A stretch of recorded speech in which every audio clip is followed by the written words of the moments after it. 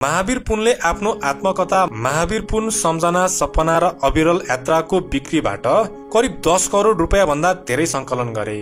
साथै उनले चितलाङ स्थित आफ्नै जग्गा दान गरे र पुरस्कारबाट प्राप्त रकम समेत केन्द्रमा लगानी गरे, जुन उनको आविष्कार केन्द्र प्रतिको समर्पणको प्रमाण हो। नेशनल इनोभेसन सेन्टरले धेरै चुनौतीहरू भोग्नु पर्यो। सरकारले पर्याप्त सहयोग नगरेको र प्रशासनिक झन्झटका कारण महावीर पुनलाई आफ्नै स्रोत र क्राउड फन्डिङको सहयोगमा आविष्कार केन्द्र सञ्चालन गर्नु परेको छ। आविष्कार केन्द्रको फाइनेन्सियल स्टेबिलिटीको लागि महावीर पुनले 10 मेगावाट क्षमताको जलविद्युत परियोजना प्रस्ताव गरे र आवश्यक रकम जुटाउन आफैले पाएका पुरस्कार बेच्न समेत बाध्य भए, तर यो सम्भव भएन।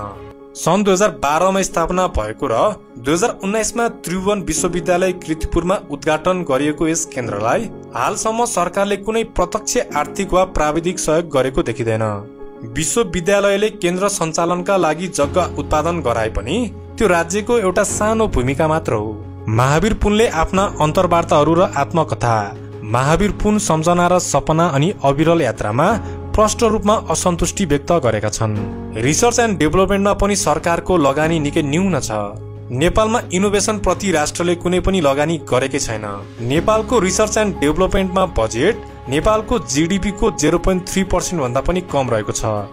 विश्वका हरेक देशले एभरेजमा 2 देखि 3% बजेट रिसर्च एन्ड डेभलपमेन्टमा खर्च गर्छ। यसले प्रश्न पार्छ कि नेपाल सरकारलाई इनोभेसन र रिसर्चमा कुनै मतलबै छैन। यही ग्यापलाई पूरा गर्न महावीर पुनले म्याग्सेसे पुरस्कारबाट प्राप्त भएको रकम समेत आविष्कार केन्द्रमा खनाए। उनले व्यक्तिगत लगानी, पुस्तक बिक्री तथा क्राउड फन्डिङबाट करिब 20 करोड रुपैयाँ संकलन गरेका छन्। हेटौडा उपमहानगरपालिका जस्ता केही स्थानीय निकायहरूले पुनको आत्मकथा वितरण गरेर सहयोग गरे, तर यतिले पुग्दैन।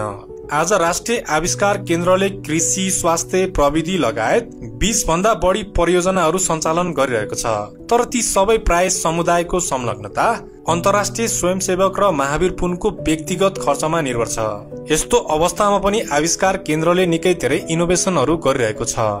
महावीर पुनले बारम्बार नीति परिवर्तनको खाँचो औल्याउँदै रिसर्च र इनोभेसनलाई राष्ट्रिय प्राथमिकतामा राख्न सरकारलाई आग्रह गर्दै आएका छन्।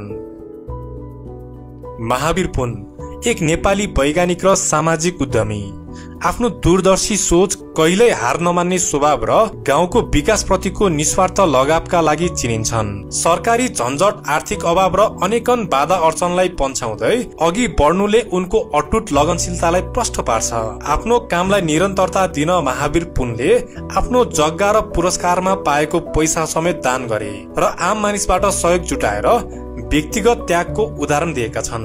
उनी नेपाललाई आत्मनिर्भर बनाउन र देशको सामाजिक आर्थिक विकास गर्नुपर्छ भनेर सधैँ नथाकिकन लागिरहेका छन्। तपाईलाई महावीर पुनको बारेमा केही भन्नु छ? कमेन्ट गर्नुहोला।